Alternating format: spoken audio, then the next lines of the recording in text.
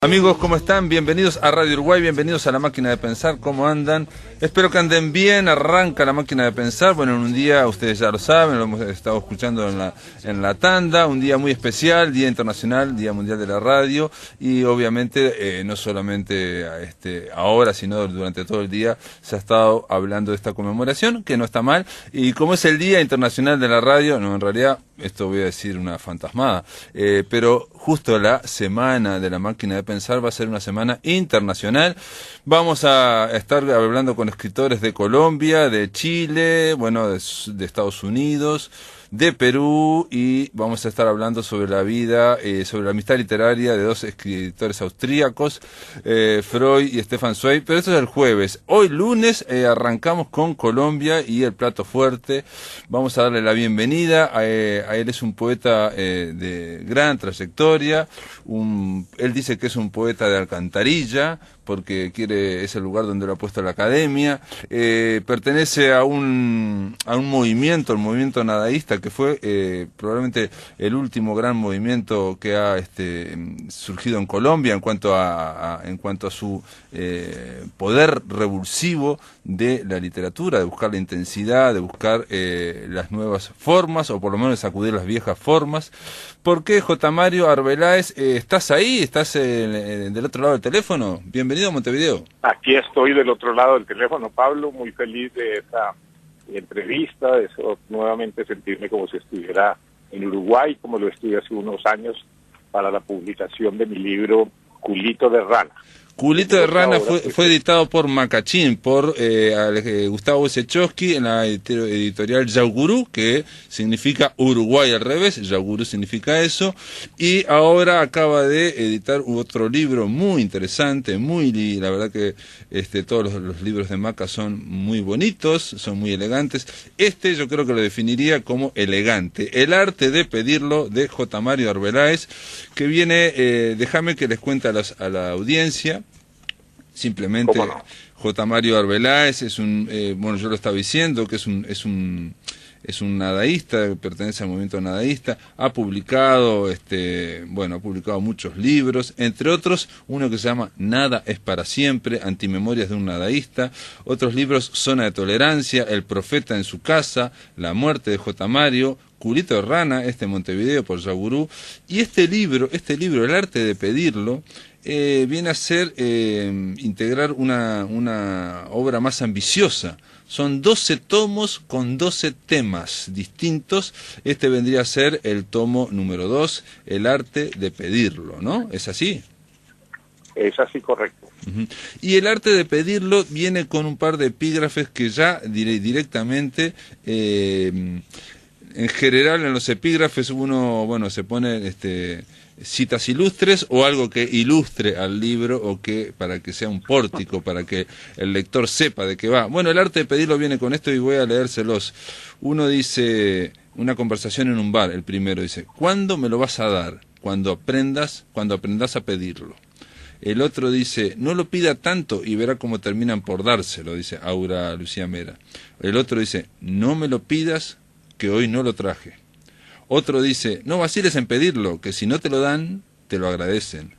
Otro dice, un dicho popular ecuatoriano dice, con perseverancia y con fe, no hay mujer que no lo dé. Y finalmente una canción popular colombiana dice, ¿por cuánto me lo das? Y el primero de todo, el que no leí, el segundo de todo, es un poeta latino que habla con su intérprete china, y el poeta dice, ya que dominas el español, ¿me lo das? Y uno piensa, ella dice, tienes huevo, la verdad. J. Mario, El arte de pedirlo, en un momento decís en este libro, para mí inclasificable, o es difícil de clasificar, decís que los hombres, en tu caso vos como poeta, escribís El arte de pedirlo, y que una mujer tendría que escribir El arte de darlo. Bueno, sí, mira que en medio de los temas de esa obra amplia y ambiciosa que me había propuesto, que se llama Los días contados, tenía que tocar, así como contempla los amigos muertos, el nadaísmo, los elementos del hipismo, las drogas, el elemento de las guerrillas, la conspiración armada en Colombia, y incluso temas místicos, pues también dije lo principal que en este momento, sobre todo dada mi trayectoria y mis enfrentamientos o mis posiciones a través de la prensa con los temas que en un momento dado en la prensa no daban entrada a hablar de política ni de religión, ¿no? Y mucho menos de cosas morales o inmorales como se trataba o como se convenía que era el sexo. Entonces dije, vamos a hacer algo con el sexo, y tengo tres tomos referidos a ello: El arte de pedirlo, La rosa entreabierta y El sexamerón, ¿no? Que es una continuación del Decamerón y del Heptamerón. Entonces, pues estoy muy muy contento porque esa es una manifestación que la gente pues me conoce, y seguramente, como es una cuestión erótica, pero tratada con humor, entonces entra más suavemente. He tratado en este caso, de dedicarme a la pornografía, pero sin caer en el erotismo. Aquí también se habla de un libro que se llama Mi crucifixión rosada. Es el libro primero de la serie. Se refiere pues en un tono muy milleriano, porque tú sabes que la crucifixión rosada obedece a 3 obras, una secuencia de Sextus, Nexus y Plexus de Henry Miller, como no, posterior a los famosos Trópicos. En este caso, yo lo he dividido en Raptus, Pactus y Cactus. Y es una historia de mi primer amor desafortunado, pero además muy juguetón, y los primeros tiempos del movimiento nadaísta, que es un movimiento de vanguardia, de modo que estoy tratando así también con mis grandes autores de cabecera, de hacer como unas paráfrasis en el tratamiento. Y así como tengo Mi crucifixión rosada, seguramente también emitiré próximamente uno nuevo que se llame Mi temporada en el infierno. De Rimbaud. Hay varios autores, digamos, que están liderando o en el panteón de ese movimiento nadaísta, que estamos hablando del principio de los 60, pero uno de ellos era Sartre, el otro era Nietzsche, y el otro es Henry Miller, que lo mencionaste. También obviamente están los simbolistas como Rimbaud, o como el propio Lautréamont también, ¿no? Como Isidoro Ducas. Rimbaud y Lautréamont son la base también estructural de nuestra irrupción poética, ¿cómo no? Y Vladimir Nabokov, ¿no? Y Vladimir Nabokov, sí. Y también hay, vos lo mencionaste, el tema de la marihuana, de la droga, del rock y de cierto pop. La semana pasada estuvimos hablando de le dedicamos toda la semana a un gran creador, un músico en este caso, pero era alguien que fue más que un músico, que era David Bowie. Y yo me quedé pensando, David Bowie no solamente se metió en muchos personajes, fue cambiando de estilo, fue cambiando de estética, fue cambiando de personaje, y alguien me dijo, en Uruguay no hay mucha gente que le guste el pop. Y yo me quedé pensando que para ser un artista pop se requiere como mínimo, uno puede ser un rockero y puede ser serio, pero el pop tiene que tener humor para distanciarse de sí mismo y poder cambiar así, decir una cosa y después decir la otra. ¿Cómo no? Y fíjate que nosotros en nuestro tiempo, en el más o menos en el año 69, hicimos una revista que llamaba El Ojo Pop. Fue una de las revistas del nadaísmo. Ahora hay un personaje muy famoso porque va a salir una telenovela sobre su vida y sus hazañas, y resulta que esas hazañas pertenecen a un sicario. Un sicario era un asesino a sueldo de Pablo Escobar, y se llamaba Popeye. Pagó su pena de más de 20 años, ha salido ya libre, y entonces se ha convertido en una celebridad, y van a pasar por la televisión episodios de su vida. El ojo pop, como tú verás en la traducción al inglés, sería Popeye, ¿no? Claro. Entonces es simpática la referencia. Popeye, claro, el ojo pop también. Está muy bien. Bueno, con esto quiero decir que el nadaísmo, digo, apareció en una Colombia muy complicada, donde también había una gran papel de la iglesia, bueno, los militares, bueno, dictadura. Entonces, el humor negro, el erotismo, el desenfado, bueno, la irreverencia social, están presentes acá en este libro que vamos a hablar de él, editado por acá en Montevideo hace muy poquito, en realidad creo que salió este mes, y editado por Yagurú, y es un libro que en principio se plantea que es un libro de poesía, de versículos, pero primero, parece que hay en cada uno de esos poemas hay como un cuento, hay una narración que va por detrás, ¿no? Correcto, mira, en realidad esos textos no son propiamente ni cuentos ni poemas, sino que obedecen a la formulación de un nuevo género que se tituló desde el principio del nadaísmo, que era la naditación. La naditación comprende el cuento, el poema, el ensayo, claro, la referencia filosófica. Entonces, pues con eso trato de darle como un sentido a ese género que se quedó un poquito esbozado en los principios del movimiento. Entonces por eso también acudo no al verso tradicional, sino al versículo, el versículo bíblico, que pues tampoco es tan extraño en la poesía, porque pues así también lo trabajó Walt Whitman en sus Hojas de hierba, y muchos otros autores. Sí, y también, digamos, el poema en prosa, si se quiere, o la prosa, que también está de la época de los simbolistas, ¿no? De fin del siglo XIX también, ¿no? También el propio Maldoror, también estoy pensando. Claro. Aquí son versículos, ¿cierto? No me he dado cuenta, como la Biblia, pero es parte de esa cuestión transgénero, si se quiere el nombre, ¿no? Donde se van uniendo ficción, cuento, ensayo y poesía, ¿no? Las tres cosas. Bueno, es un rincón. Y otra cosa, fíjate que todo esto surge porque yo tengo unas columnas de prensa desde hace muchos años, tanto en el periódico El Tiempo como en El País de Cali, Tiempos de Bogotá. Sí.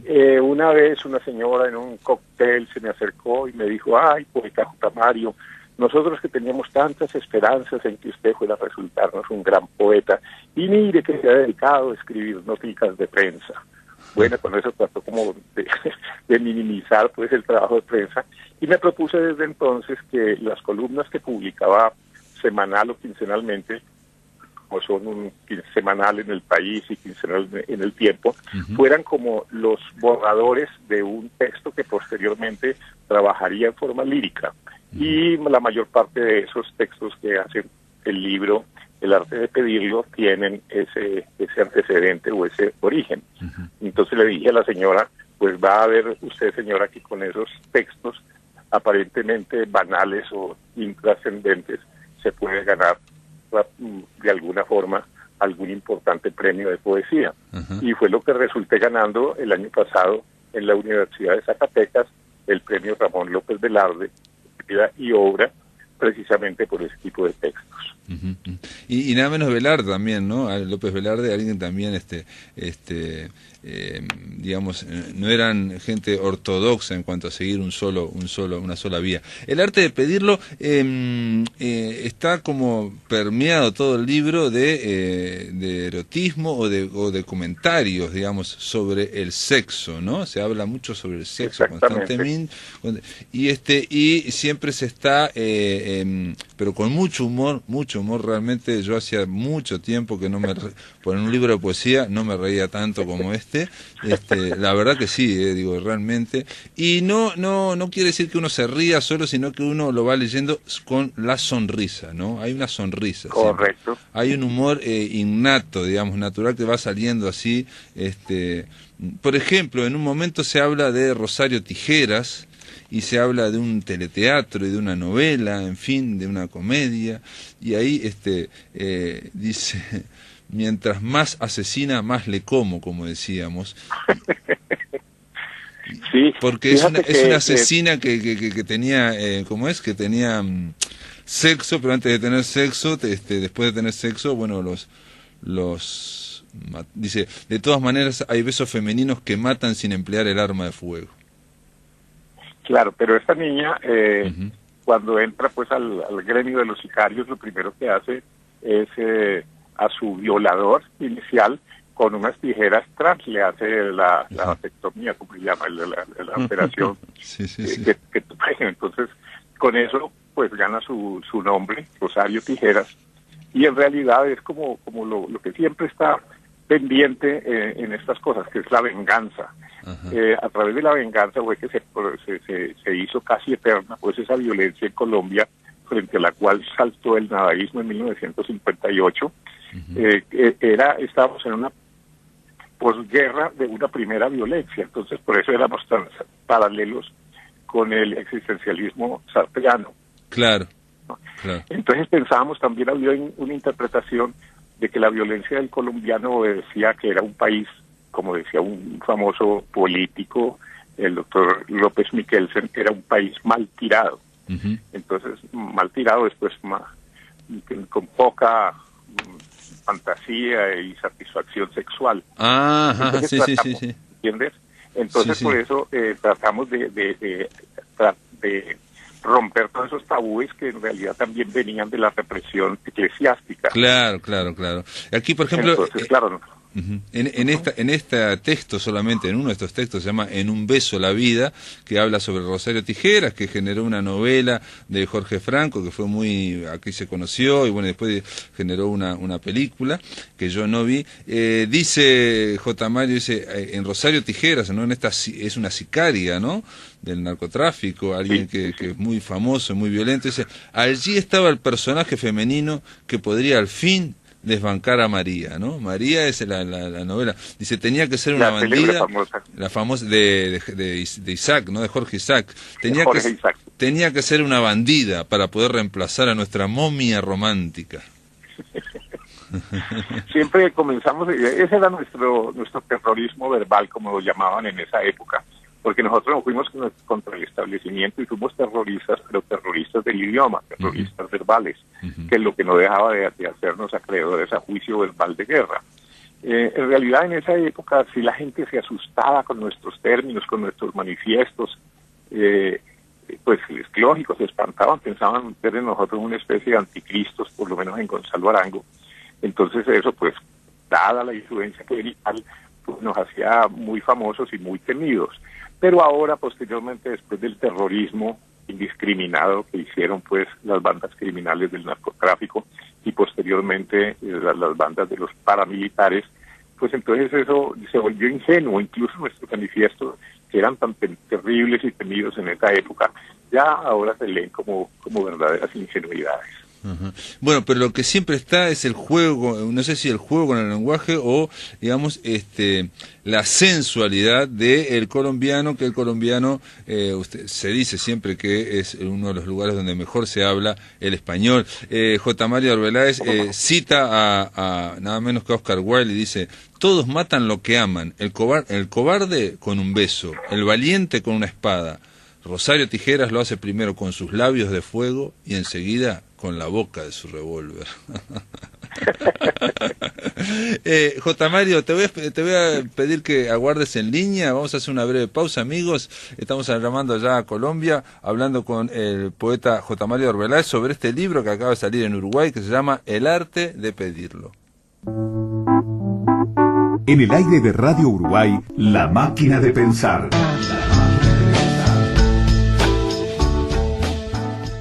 Amigos, continuamos en La Máquina de Pensar. Estamos conversando con el poeta colombiano J. Mario Arbeláez. Él está en Colombia, sobre este libro que acaba de salir en Uruguay, se llama El arte de pedirlo. Está editado por Yao Gurú. Es un libro que decíamos que trata del sexo, que trata una y otra vez anuncia que se va a andar sobre la procacidad, pero en realidad siempre está siendo poesía, pero con una forma muy, por lo menos yo no la había visto antes, en textos donde se encuentran la narrativa, el cuento, se encuentra el ensayo o la reflexión y el humor, y bueno, también se encuentra la poesía porque están en versos, o sea, están en versículos, perdón, está escandido estos textos que pueden ser narrativos. Y yo quería poner un par de ejemplos, simplemente, J. Mario, si me permites, porque hay uno muy breve que se llama El día del fin del mundo y que yo podría resumirlo casi como una especie de chiste o de texto breve con final inesperado, ¿no? Donde se hace un recuento de todos los días del fin del mundo que se nos han anunciado, ¿no? Una y otra vez, ¿no? ¿Cómo no? Y con una frase que en Colombia se decía, pero parece que al fin del siglo al fin del siglo X decía a tirar que el mundo se va a acabar, pero aquí también ya se conoce esa frase, ¿no? Que se acaba el mundo, ¿no? Y bueno, donde el narrador ahí, digamos, la voz lírica va diciendo todos los fines del mundo que se fue, a los que se fue anotando, ¿no? Y sobre todo para aprovechar el tema con las mujeres, ¿no? Y al final, bueno, es lo que ocurre, ¿no? Que el mundo sigue andando, como dice el tango, ¿no? Y el mundo sigue andando. Después de que el narrador, pues, Sí. para celebrar el fin del mundo, se ha ido, pues, de vacaciones, digamos, o de juerga con una de sus pretendidas, Sí. y se gasta todo lo que tenía, pues, o sea, en este caso el premio que había recibido de la Fundación Rómulo Gallegos de Venezuela. Entonces, el terror que siente el tipo porque no se acabó el mundo. Entonces, ahora, ¿con qué cara le va a salir a su señora después de haberse gastado ese dinerazo? Claro, porque este narrador generalmente es un personaje que tiene una señora, pero que anda a la pesca y a la caza de ninfas, de lolitas o de mujeres o de lo que venga, digamos, siempre mujeres. Y entonces, aquí en este caso, él se había apuntado por una serie de, ahí aparece la erudición, una serie de elementos que lo llevaban a pensar que en el 2012 con los mayas, que son hombres serios, ¿no? Una civilización seria, ahí sí se iba a acabar y bueno, se gasta los $100.000 en un hotel y en mucho champán y bueno, después sabe que tiene que encarar a la señora cómo le va a contar que el mundo sigue andando. Yo quería hablar de ese que es breve y que alguien podría decir, bueno, es casi como un chiste, ¿no? Y compararlo con otro que me pareció que no, J. Mario, me pareció que iba más allá y pensé, digo, pues esto no es narrativa, pero no es poesía, no es cuento. Esto es una especie de novela que se llama Señora Celeste, la farsa de Armando y Paloma, es más largo y tiene como como si fuera el esqueleto de una novela corta, ¿no? Sí, señores, pero también pensé que podía servir como para una telenovela o para una serie o para ser teatralizado. Sí, es cierto. Sí. Entonces, por eso lo tengo en ese picadillo de capítulos. Es cierto. Y aparte, bueno, aquí la erudición o digamos la afiliación se llama Señora Celeste, porque viene directamente de uno de los Celestina. de los mitos más importantes que hay en la lengua española, que ya ha caído en decadencia. Una vez un profesor español me dijo, en la lengua española hay 3 arquetipos, ¿no? Digo, mientras, yo qué sé, Shakespeare hizo 4 o 5 él solo, ¿no? Hizo Hamlet o La Duda, hizo Macbeth o El Poder, hizo Otelo, Los Celos. En el idioma español, me decía esta persona, solamente hay 3. El Quijote, ¿no? Que es el tema de ser Quijote. La Celestina, que es el tema de alcahuetear, ¿no? De celestinear, ¿no? La Celestina, digamos. Y el Don Juan, ¿no? Y entonces él me decía que en el siglo XX estaban a capa caída la Celestina, porque ya casi nadie la necesita, y el Don Juan, porque bueno, que quedaba solo el Quijote, digamos, vigente. Sí, y yo con el Don Juan no tengo mucha simpatía.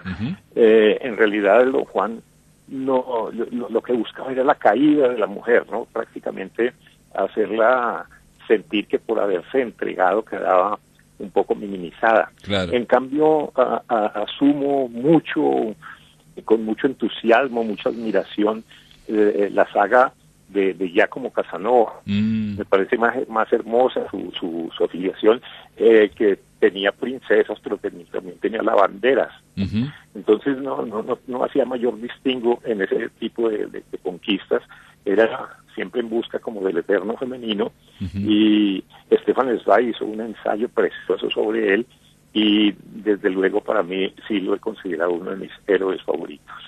Hay una película hace muy, que debe ser de los 80, 70, que es de François Truffaut, que se llama El hombre que amaba a las mujeres, y hay algo así, este hombre va amando en cada mujer algo perfecto que tiene esa mujer y va siguiendo el eterno femenino, ¿no?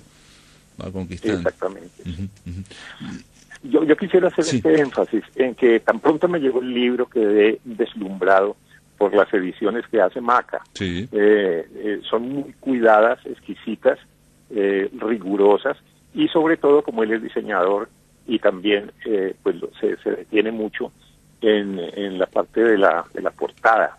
Los diseños de portada son extraordinarios, así como quedé también muy contento con el de culito de rana, que parece un emblema, un escudo de armas con la referencia de lo que dice el título. Sí. En este caso también el arte de pedirlo tiene una muy pícara o picaresca portada, que seguramente lleva a entender de qué se trata el título, porque en Colombia es muy fácil o muy común decir pedirlo.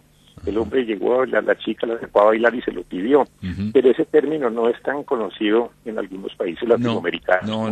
Bueno. Ni te dar cuenta. Incluso no sé tanto si en Uruguay se dice, ¿no? ¿Cierto que no? Entonces por eso necesitaba en la portada hacer cierta referencia erótica picaresca, sin ser muy evidente. Entonces ese fue uno de los logros mayores del editor, Gustavo Wojciechowski. No sé Wojciechowski, sí, todo el mundo lo dice mal el apellido, así que él ya lo sabe, ¿no? Por eso Maca, le decimos Maca, pero es cierto lo que estás diciendo, J. Mario, hay un detalle muy importante que él intenta, yo hace más de 10 años que estoy viendo sus libros, en concentrar en la portada una interpretación, una lectura posible, ¿no? Una entrada. Y en este caso a mí me llamó la atención que insistí por eso en la palabra elegante, es muy elegante. Pero también es cierto que Culito de Rana también era muy elegante porque incluso la tapa era dorada, ¿no? Tenía un dorado que remitía como una heráldica, ¿cierto? Como una heráldica. Exactamente, sí, eso es cierto. Hay otro de estos poemas o de estos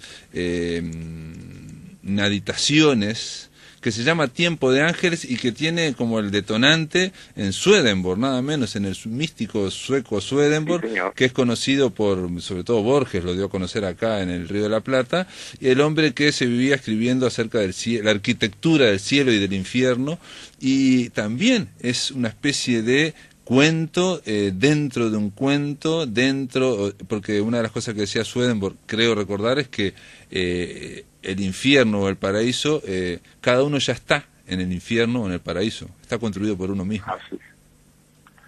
Sí, ese personaje de Swedenborg para mí también fue un descubrimiento de marca mayor, ¿no?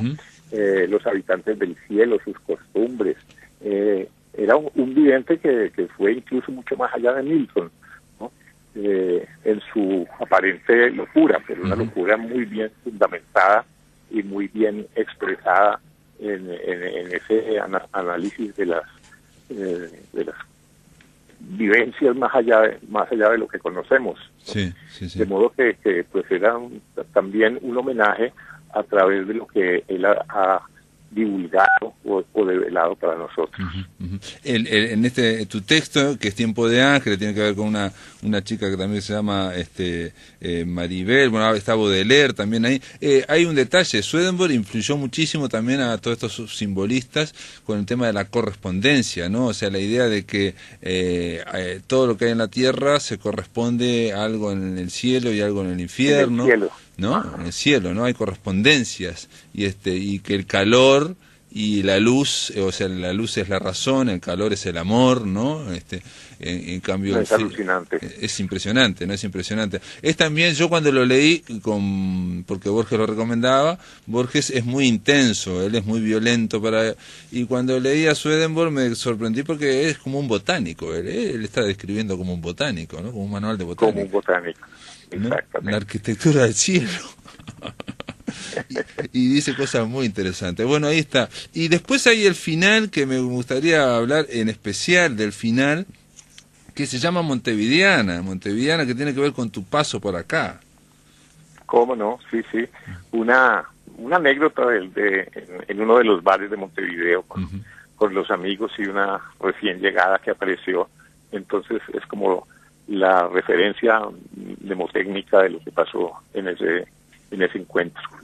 Montevideana tiene que ver con una ida así, bueno, o narra una ida, arranca narrando una ida ahí a la ronda de poesía, con Martín Barea Matos, con Maca, bueno, obviamente bajo Tamario. Esto fue en el Festival Eñe que ocurrió en el Centro Cultural de España, recuerdo, en el 2010, 2011. Estuvo también Luis Bravo, que ahora está en Estados Unidos, y Agamenón Castrillón, que con ese nombre no hace falta ni ponerle el apellido, ¿no?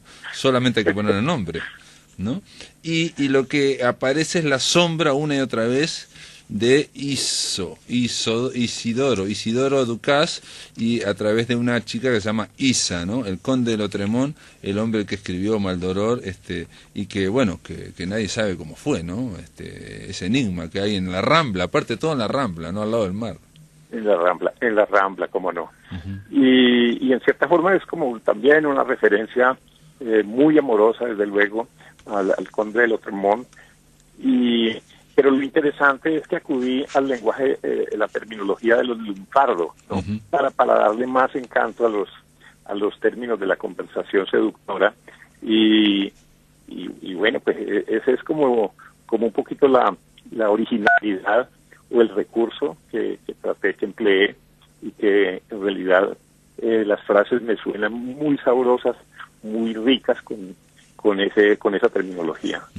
Y bueno, se menciona, por lo menos en el epígrafe, a otro poeta, bueno, obviamente el lunfardo y uruguayo y cultor de ángeles también, este hombre que se llamó Horacio Ferrer, que hizo, bueno, Balada para un loco y Nonino, y Balada para un loco y tantos otros letras de tango y poesía, ¿no? Sin embargo, siempre aparece el enigma, bueno, se van citando, Luis Bravo cita a Laforgue, Martín Barea habla de Superbiel, Maca habla de Reisig, y siempre hay, J. Mario, siempre hay como dialéctica en todos estos textos, está la mujer, ¿no? O sea, la mujer que siempre... Claro. siempre se opone. El objeto de persecución. Sí, pero aparte de objeto de persecución, pero aparte como que siempre parecen como más inteligentes o parecen dando vuelta, digamos, todo, ¿no? Sí, así es. En realidad, pues, a pesar de que es buscando sus favores, buscando, que es más o menos como se conoce esa actividad, pues también es dándole como un reconocimiento en reciprocidad por la belleza de lo que significa la belleza de su entrega. Claro, yo pensaba también al leerlo, porque en estos tiempos que sabes que han ido cambiando, la liberación femenina o el lenguaje políticamente correcto, que a veces parece como una especie de algo que constriñe, pensaba J. Mario va corriendo, ¿no? Como si fuera Matrix, va corriendo por un pretil, ¿no? Parece que se va a caer en cualquier momento. Sí, fíjate que ya esas seducciones y toda esa maroma que se hacía para la conquista, pues eso ya ha pasado de moda. Ahora uno sabe que ya desde que uno se acerca a la mujer en busca de ella, uno sabe que ella ya tomará su decisión desde antes de uno dirigirle incluso la palabra y mucho menos la petición. Por eso en el prólogo mismo digo pues que de esa liberación tan grande que hay, que en un bar de Malasaña en Madrid me acerqué a una chica que me pareció muy linda, que estaba en el lavamanos, de pronto tomando agua, algunas cosas, y le hice pues como un requiebro a su trasero, y lo único que me contestó fue: dime simplemente dónde lo hacemos. y yo quedé deslumbrado con esa respuesta. Después me di cuenta que era la autora de un libro con ese título. Entonces, pues gracias a esa respuesta, el prólogo del libro le hago ese reconocimiento, que es además una publicidad para su libro. Me encanta esta. Dime solamente dónde lo hacemos. Ajá. Y también repite una novia neoliberal, dice que tuve, dice, repetía, no lo pida tanto y verá cómo terminan por dárselo. Sí. Y el arte de pedirlo, bueno, se habla de que precisamente alguien tiene que escribir a alguien, alguna poeta, el arte de darlo.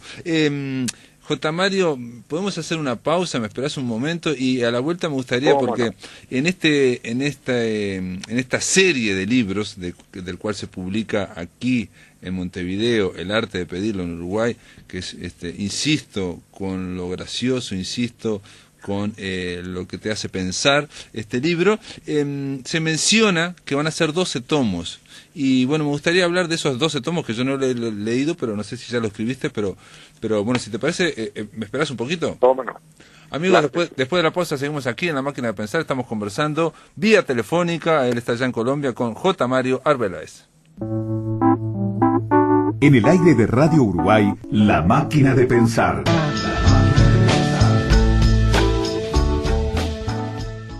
Amigos, continuamos en La Máquina de Pensar, estamos conversando con el poeta colombiano J. Mario Arbeláez sobre el arte de pedirlo, un libro que acaba de salir y que lo recomendamos efusivamente porque realmente es algo que no suele leerse aquí en Uruguay, por lo menos yo no he visto nada similar.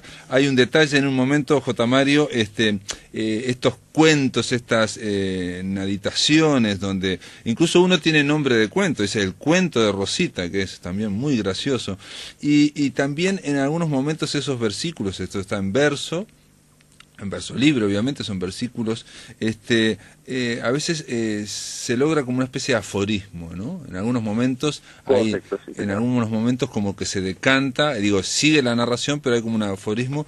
Quiero leer uno nada más, donde el narrador se acerca, bueno, el poeta se acerca a una chica, ¿no?, que está bailando, y ella le dice: el paraíso tiene la forma de un hombre, el infierno de una mujer. Yo me condeno, dice el autor, no el narrador. Si el infierno es una mujer, yo me condeno, ¿no? Claro. No sé si quieres decir algo de esto de los aforismos, o como sentencias también, donde está... Sí. En realidad, cuando comenzamos cuando comenzó la irrupción nadaísta, el poema lo teníamos muy descontaminado de las cuestiones sociales para la denuncia social, en la cual también nos volvimos expertos. Utilizábamos más bien las conferencias, los ensayos y las columnas de prensa. Pero posteriormente, bajo la influencia del padre Ernesto Cardenal, el poeta nicaragüense que estudiaba por esa época en el monasterio de vocaciones tardías en un lugar de Antioquia, Colombia, y teníamos correspondencia frecuente.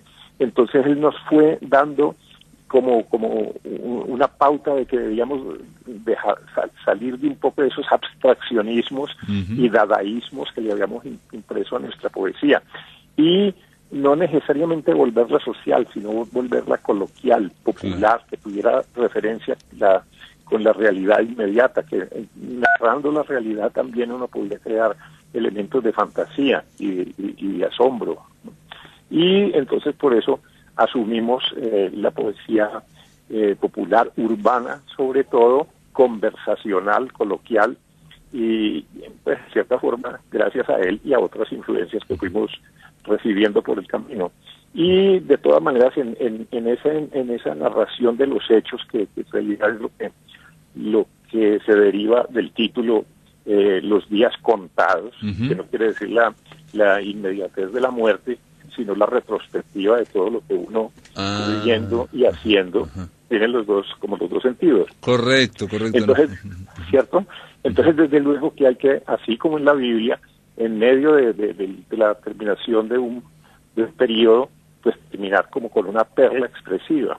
Esa es la razón de que abunden tanto lo que tú dices que son como una especie de máximas. Exacto, sí, o de sentencias o aforismos, O de y es sentencias. cierto, la Biblia también tiene esa condición, no todos los libros, pero hay muchos que sí, bueno, y de hecho por eso se Claro. extraen, ¿no? Y por eso también hay muchos que no conocemos que están en el habla popular, ¿no? O sea, que han Y sido... que es como cada oveja con su pareja, por ejemplo, ¿no? Sí, ¿no? O el camino al infierno está empedrado de buenas intenciones, por ejemplo, ¿no? Correcto. Pero hay muchos, Que se vuelven casi ¿cómo se llama? Pues, esos dichos populares pues, permanentes. Uh-huh. Entonces, eso lo sí, son refranes, después se hicieron refranes. Después se hicieron refranes, claro. Uh-huh. Bueno, y el libro, la serie, pues contempla, que es lo que me preguntabas ahora antes de la interrupción uh-huh. comercial. Pues hasta ahora he publicado, de la serie de 12, he publicado 3. El primero, Mi crucifixión rosada, que uh-huh. te dije era la historia de un amor. Otro fue el excelentísimo Gabo y los burros costeños. Uh-huh. El excelentísimo Gabo es una referencia a los encuentros que tuve con García Márquez en algunas oportunidades en la vida, en distintas épocas. Uh-huh. Otro comentario acerca de sus libros o de sus actuaciones, ¿no? Como con referencia a la Revolución Cubana uh-huh. y su permanencia de afecto hacia ellos, que también participó de ella. Y otro, parte del libro hace al temperamento y comportamiento de los costeños. Costeños le llamamos allá a los habitantes pues, de todo ese sector donde el Caribe donde nació y se hizo García Márquez, uh-huh. y sobre todo una costumbre que tenían los jóvenes borrachos por la noche al amanecer, que iban por las calles y tomaban a cuchilladas, ¿no? A puñaladas, algún burrito que pasaba, y por el simple hecho de ejercitar su iracundia, terminaba muerto el animalito. Otra de las circunstancias a que me refiero es que los habitantes de la costa, los que llamamos costeños, tienen también tradicionalmente, y es muy famosa, una costumbre, es hacer sus primeras armas sexuales con burras, ¿no? Con burras.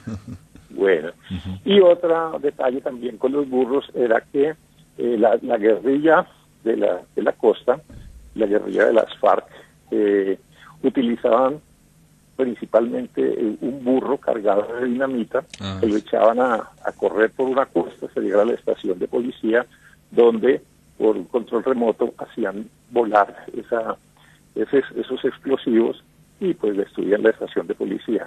Ese texto se llama El burro de tiro fijo.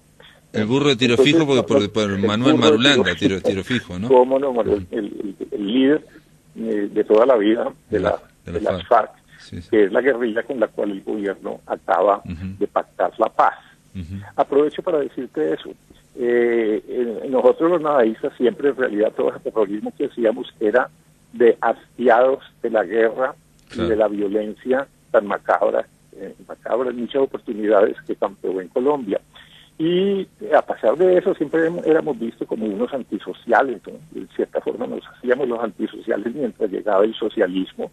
Uh-huh. Y mire que al final de cuentas la persona que hizo posible lograr la paz en las conversaciones de La Habana, que se llama Humberto de la Calle Lombana, es un miembro del nadaísmo, un miembro tardío, y él siempre lo ha confesado. Mi admiración y mi filosofía de la vida se desprende del nadaísmo. De modo que qué tal que después de 50 y pico de años de broma aparente con la literatura, como fue el nadaísmo, resulte que Colombia le termine debiendo la paz a uno de sus miembros. Y ¿cómo? Más todavía, que sea posible que en las próximas elecciones presidenciales él sea el triunfador. Perdón, ¿este señor cómo se llama? ¿Humberto Navarro? Humberto de la Calle Lombana. Humberto de la Calle Lombana. No lo conozco. Humberto Navarro era uno de los integrantes del grupo, principalmente novelista. Yo lo que te quería preguntar, nos quedan ya 7 minutos, 6 minutos, porque es algo, me parece ineludible, y me sorprendió que en esos 12 tomos, bueno, ya lo publicaste, el dedicado a Gabo, a García Márquez, porque es una figura que obviamente que con su gran preeminencia, ¿no? No solo literaria, sino personal, ¿no? De esa personalidad, ha hecho que, y lo que yo he hablado con la gente de Colombia después, ha hecho que o estén en contra de Gabo o estén a favor de Gabo, pero como que es imposible, ¿no? Negarlo, si se quiere. Algunos tratan de no hablar de Gabo, y me gustaría conocer, por lo menos en estos minutos, cómo fue tu relación literaria y cómo fue tu relación personal con él. Bueno, fíjate que Gabo sí había comenzado desde muy temprano a escribir obras fantásticas, como El coronel no tiene quien le escriba. Sin embargo, cuando publicó esa obra no causó mayor estruendo, nada, seguramente porque sus editores no fueron lo suficientemente intrépidos para promoverla. Y verdaderamente Gabo se hace un notorio pues con la publicación de 100 años de soledad y desde luego pues con el premio Nobel. Pero hay que tener en cuenta que gracias al nadaísmo, que fue anterior a la consagración con 100 años de soledad, ya había hecho mella en la sociedad colombiana con una actitud que mucha gente cree que corresponde solo a él, que es mamar gallo, la mamadera de gallo, sí, mamar gallo, costeño, que es en cierta forma equivale como el tomar del pelo, ¿no? que es jugar con la interpretación de los dichos o de los hechos ante una sociedad. Entonces, en eso nos especializamos nosotros y prácticamente la gente nos quitaba un poco su admiración o el vigor de nuestro proceso y de nuestra actividad, porque decía que simplemente éramos unos mamadores de gallo. Incluso mi esposa tiene una muy linda definición del nadaísmo, que es una seria mamadera de gallo. Entonces, fíjate, ese fue y fuimos haciendo esa apertura para cuando llegara Gabo con la maravilla y el estruendo de sus circunstancias pues, milagrosas o absolutamente insólitas, entonces fuera, pues si no fácilmente, recibido y aceptado en su expresión. Y tuve la oportunidad de estar en varias oportunidades con él, entre ellas una en la Ciudad de México, donde nos invitó pues a varios poetas que estábamos participando en la Feria del Libro del Zócalo. Y bueno, nos mandó una invitación a un bar esa noche. Muy bien, estuvimos, él cantaba, mandó llamar a una cantante, él mismo tomó las maracas y entonó sus canciones. Y me invitó a mí al otro día con otro poeta de Colombia a comer, ¿no? A comer en su casa. Y muy bien, al otro día nos despertamos, dimos una vuelta por los museos. Y mi amigo me dice, llamemos pues a Gabo para ver a qué horas vamos a comer. Y yo le dije, no, pero es que es muy temprano, apenas son las 2 de la tarde, y si es a comer. Y nosotros pensamos en Colombia, el término comer es por la noche, al mediodía es almorzar.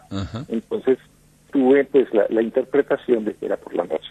Cuando me vine con mi amigo a llamarlo a las 3 o 4 de la tarde, en ese momento sonaron todos los altavoces de la Plaza del Zócalo, precisamente anunciando sus obras, y lo llamé desde un teléfono público y me contestó su esposa, ¿no? Y a mí me dio pena con él, no me contestó él, y yo le pregunté por Mercedes, para a Mercedes decirle que me lo pasara, pues una actitud pues como muy estúpida. Bueno, cuando comencé a hablar con él, me dijo, mira, José Mario, es que quiero hablar contigo de lo que yo pienso del nadaísmo y de la obra de ustedes. No, yo todo feliz, alisté el oído con la bocina y el auricular, y en ese momento todos los altavoces sonaron en la plaza y no pude escuchar nada me cambiaba de oreja, de oído y el auricular, y no entendí nada, se lo pasaba al amigo y me decía, no, pues dile que Llegamos al cuarto del hotel y lo llamamos de allá, pero él estaba ya en una perorata que yo no sabía cómo terminársela, solo oía murmullos. De modo que hasta ahí yo echaba nuevas monedas y monedas, y lo que él dijo, no sé si para bien o para mal, respecto del nadaísmo, se lo tragó pues la comunicación perdida. De modo que ante eso, pues parece un cuento de Gabo, que me quedé con la inquietud de saber qué había dicho el monstruo de nuestro movimiento. Luego tuve otra oportunidad de encontrarme con él en festivales, incluso en reuniones particulares en casas, y siempre tuvo de verdad una muy linda aproximación hacia lo que era lo insólito de nuestro movimiento nadaísta, como también tuvieron otros personajes como Álvaro Mutis y Jorge Gaitán Durán y Cote Lamus, que eran los que hacían una revista magnífica que se llamaba Mito, que fue la introductora de la modernidad en Colombia, porque en Colombia nunca hubo, hasta antes del nadaísmo, nunca hubo vanguardia. De modo que nuestro afecto por Gabo siempre fue, pues, o es imperecedero. Bueno, yo creo que lo que pues, comparten con Gabo también, y que un poco puede ser que el nadaísmo lo haya preparado también, esa es la vitalidad, el tema del humor, el tema de ver los placeres de la vida y tratar de, sobre todo, de romper, digamos, con la formalidad o con la solemnidad que a veces atrapa a la literatura, ¿no? Porque se trata de, precisamente, de hablar de cosas del pueblo, de hablar de cosas populares, y sobre todo de hablar de cosas de la vida, el vitalismo, eso es lo que yo me parece. El vitalismo. ¿Cómo te parece que en estos días de la Biblioteca Nacional de Colombia me pidieron que para una edición digital hiciera una antología de la poesía nadaísta? En vez de antología les dije que hacía un panorama, y en ese panorama me aparecieron 33 poetas de vanguardia, imagínate, porque siempre figuran más o menos 8 o 10, pero en el fondo otros habían publicado sus libros o aunque fueran inéditos, pues habían circulado. De Manuel figuran más o menos 8 o 10, pero en el fondo otros habían publicado sus libros o aunque fueran inéditos, pues habían circulado de mano en mano sus originales, y logré hacer eso. Puse como epígrafe una frase de Eduardo Escobar que dice: ¿quién iba a pensar que el nadaísmo terminaría convertido en una patota de viejitos? Y para contrarrestarlo, hago esto. Digo, este epígrafe también: en nuestra vejez consiste en salir todos los días por las mismas calles y montar en el mismo tren y ver cómo se van deteriorando las calles y el tren. Ya tenemos 58 años, 59 años en el nadaísmo.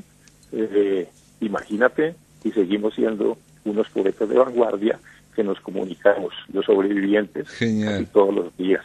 Genial. Bueno, David Bowie, bueno, la semana pasada David Bowie, hablando de David Bowie, decía que él no soportaba a los músicos, y ponía, bueno, los Rolling Stones, que seguían tocando como, no es que no lo soportaba, que él no lo podía hacer, tocar como a los 20 años, porque me sentiría viejo. Dice, yo tengo que hacer algo nuevo cada día y ver qué es lo que está pasando. Yo lo que tengo que estar es conectado con el espíritu de los tiempos, ¿no? J. Mario Arbeláez, me queda unas ganas bárbaras realmente de leer ese tomo sobre Gabo, realmente me encantaría. En algún momento esperemos que se publique acá en Uruguay. De momento hay que decir que ya está en la calle El arte de pedirlo, J. Mario Arbeláez, editado por Ya Gurú, y de acá te mando un gran abrazo y muchas gracias por empezar esta semana internacional acá en La Máquina de Pensar. Retorno el abrazo. Gracias.